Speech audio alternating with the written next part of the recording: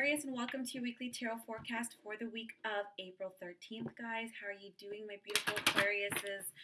With some of the contention running, it's really been given such a great opportunity for people to really jump in, wake up, do their own research. I always think of my air signs when it comes to that because my air signs are excellent at overanalyzing, thinking, researching, looking into things. And I know right now it's an incredible time of awakening for so many of us. I know a lot of the air signs have really been called upon to kind of get to work with some brilliant ideas. And Aquarius, we're in your age, the age of Aquarius, the visionary. So I love just to hear what my Aquarian clients and customers have to say about the dreams, ideas that have been coming to them. So take note of the things that have been coming to you, whether just flashes, epiphanies, or even while you sleep, guys, when you wake up. Pay attention. Now, this is for Aquarius, Sun, Moon, or Rising, so please check all three. And if this is your first time watching me, I hope this serves you. If it does, if it resonates, please like, subscribe, comment down below, guys. I really do appreciate it, and it really does help. Okay, Aquarius, let's just take a deep breath in. Any kind of confusion, and let's get started.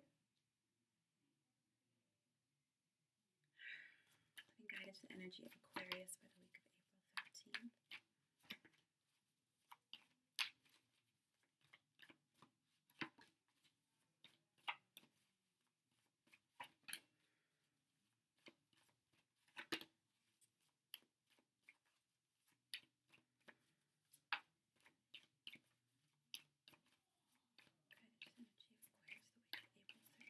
Ooh.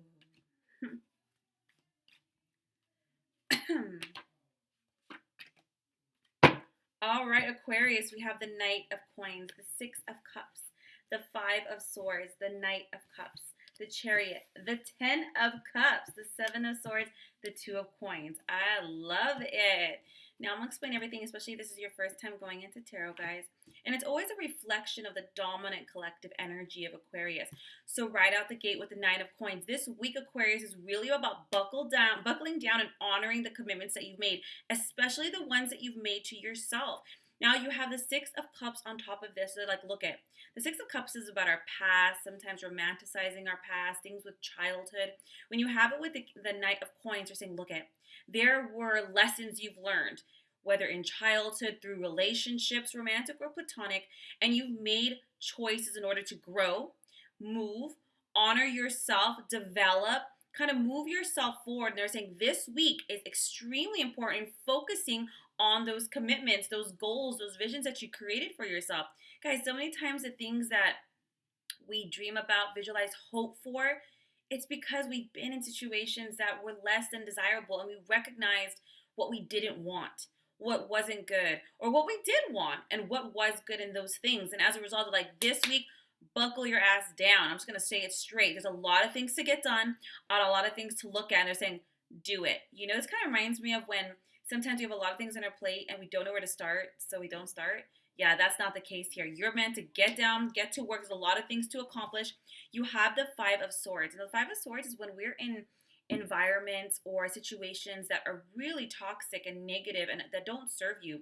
Because you have it with the Six of Cups here, they're saying, look, there's aspects of your past that might be rearing their little head this week, not to make it worse, but to recognize like, I remember this isn't good for me. This kind of environment, culture, people, person, even memory, being in that mental space, you know, when we think back too much and being in quarantine, we have a lot of time with our thoughts, but they're saying, look at this situation, memory, person, whatever, it doesn't serve you. It doesn't serve your highest good, and it doesn't serve the commitments and the goals that you've set for yourself as a result. So they're saying, look at, extricate yourself from that. At the very, very least, release your attachment to the outcomes of these situations. If anything comes a knocking, just don't answer. They're saying, look at, consider taking a more uplifting approach. And uplifting approaches are forgiveness, non-reaction, non-participation to drama, catching your thoughts whenever they want to spiral into that rabbit hole, okay? We have the Knight of Cups with the Ten of Cups. All right, I'm telling you, whatever this is that's kind of rearing its head, it's definitely emotional in nature. When we have the Knight of Cups with the Ten of Cups, you guys are meant to be entering into the space of emotional fulfillment, well-being, happy and harmonious home life, relationships. The thing is, If you're going to step and move into that healthy and happy, high vibrating space, we really got to genuinely let go, release, forgive, and step away from that low vibrational emotional space. You can't have both. It's just against law. It's physics. You know, if you vibrate a certain wavelength, you ain't going to catch anything else except that wavelength. You ain't going to catch an FM on an AM dial. Now, you have the Chariot. You guys are moving forward. You guys are moving up in your romantic relationships and your emotional well-being and health because you are honoring. Maybe you decided, I'm going to be mentally, emotionally healthy. I'm going to work on my goals. I'm going to pick up those skills. You really are working for your overall, well-being. And that's financially, that could be career as well. But any commitments that you're honoring about yourself, you're going to notice that, I don't want to use the word tested. The old is going to come around and you're going to be like, deuces, no gracias. And then as a result, you've made space, and the new, those healthy relationships.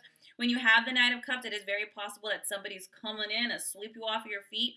And you have it with the Ten of Cups. So this is a huge, loving, blessed event. Now, is it romantic? It can be. But if you already are in a romantic relationship, this is a resurgence of happiness and harmony in the home. That's not talking about toxic. I'm talking about healthy relationships.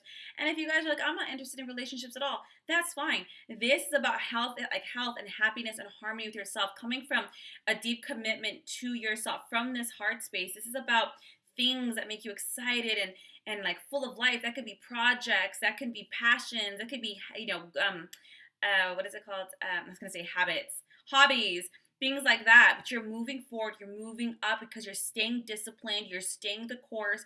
When you have the Chariot, it's acknowledgement too. Other people are going to see your growth. Other people can see, like, I can see you're happy and you're alive and you're full of light because you're in that heart-centered space. Pardon me, guys. I'm doing this a bit later. Seven of Wands. This is going to require you, though, Aquarius, to stand your ground like anything, right? Your boundaries, knowing what you deserve, knowing what you want, especially knowing what you don't want, and be able to make that line and not let anybody pass it. The Two of Coins. Now, you started with the Knight of Coins and you ended the Two of Coins. Like I said, it's buckle down. There's going to be a lot of things. It's going to be a busy-ass week, a lot of juggling. Now, it's not just work. It could be other commitments and this and that. People need you.